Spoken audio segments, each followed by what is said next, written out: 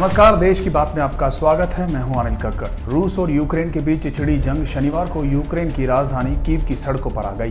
देश की सेना ने कई स्थानों पर रूसी सैनिकों को आगे बढ़ने से रोकने के लिए संघर्ष किया।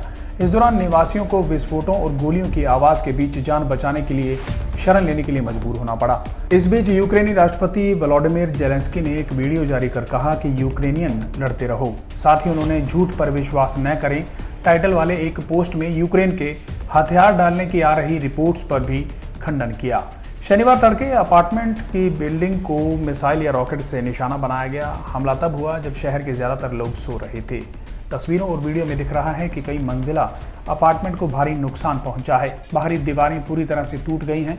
हताहतों की संख्या का अभी तक पता नहीं चला है। साथ ही रेस्क्यू ऑपरेशंस भी जारी हैं। शनिवार तड़के यूक्रेन के गृह मंत्रालय ने फेसबुक पर चेतावनी दी कि हमारे शहर की सड़कों पर सक्रिय लड़ाई हो रही है। इसने निवासियों से शांत रहने, घर के अंदर छिपने, कवर लेने और हवाई हमले के सायरन सुनने पर तुरंत आसपास सेफ जोन में जाने का आग्रह किया। राजधानी कीव में और उसके आसपास रात करीबन 2 बजे से सुबह 4 बजे तक धमाके सुने और देखे गए।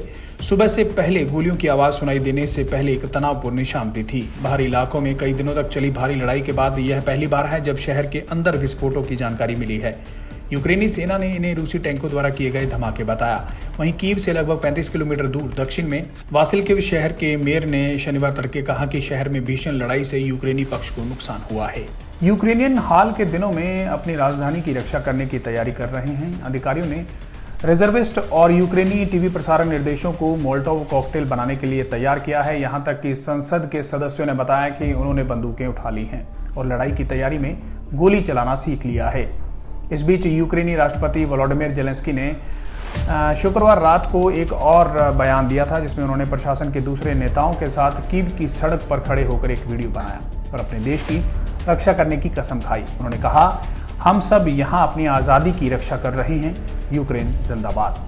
शरणार्थियों के लिए संयुक्त राष्ट्र के उच्चायुक्त के अनुसार 50,000 से ज्यादा यूक्रेनी शरणार्थियों ने 48 घंटों से भी कम समय में देश छोड़ दिया है। उन्होंने कहा कि इनमें से ज्यादातर पोलैंड और मोल्दोवा गए हैं। रूस के यूक्रेन पर हमले में मरने वालों की संख्या लगातार बढ़ रही है।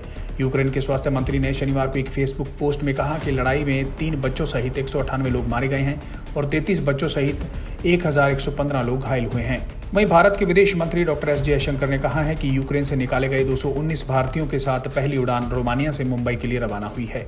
विदेश मंत्री ने बताया कि हम प्रगति कर रहे हैं। हमारी टीमें 24 घंटे जमीन पर काम कर रही हैं। मैं व्यक्तिगत रूप से निगरानी कर रहा हूं।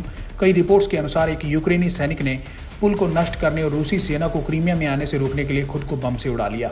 खेरसोन क्षेत्र में हैंसिक पुल पर कई रूसी टैंकों को रोकने की कोशिश में सैनिक विटालिस कानून की मृत्यु हो गई। अब बात इंसानियत के फरिश्तों की। डेरा सच्चा सौदा की साथ संगत लगातार इंसानियत के भलाई के कार्य कर रही है। इसी के चलते जाखल ब्लॉक की साथ संगत ने पावन माह रहमो करम महीने की खुशी में नाम चर्चा आयोजित कर 20 जरूरतमंद परिवारों को महीने भर का राशन वितरित किया। इसके अलावा 50 जरूरतमंद बच्चों को फूड किट्स भी बांटी गई। अब बात आज की मुख्य सुर्खियों की। भारत ने शनिवार को यूक्रेन में फंसे अपने नागरिकों से हर वक्त अत्यधिक सावधानी बरतने और देश से बाहर निकलने के लिए उसके अधिकारियों के साथ समन्वय के किसी भी सीमा चौकी की ओर न बढ़ने को कहा है। पीएम मोदी ने शनिवार को कहा कि पिछले 7 सालों में केंद्र सरकार ने देश के स्वास्थ्य ढांचे में सुधार और बदलाव किए हैं। अब उसकी कोशिश गंभीर बीमारियों के इलाज की सुविधाएं ब्लॉक स्तर पर पहुंचाने की है। यूक्रेन संकट पर संयुक्त राष्ट्र सुरक्षा परिषद में रूस की निंदा वाले प्रस्ताव पर भारत ने मतदान नहीं करके बीच का रास्ता निकालने तथा बातचीत और कूटनीति को बढ़ावा देने के लिए सभी संबंधित पक्षों तक पहुंचने का विकल्प खुला रखा है। भारतीय वायुसेना ने यूक्रेन में संकट से पैदा हुई स्थिति को देखते हुए अगले महीने ब्रिटेन में होने वाले बहुपक्षीय हवाई अभ्यास में अपने युद्धक विमान तैनात न करने का फैसला किया है। बिहार के मुख्यमंत्री नीतीश कुमार ने कहा कि उनकी सरकार युद्धग्रस्त यूक्रेन से निकालकर भारत लाए जाने वाले राज्य के लोगों का खर्च उठाएगी। इन लोगों के शनिवार शाम तक भारत पहुंचने की उम्मीद है।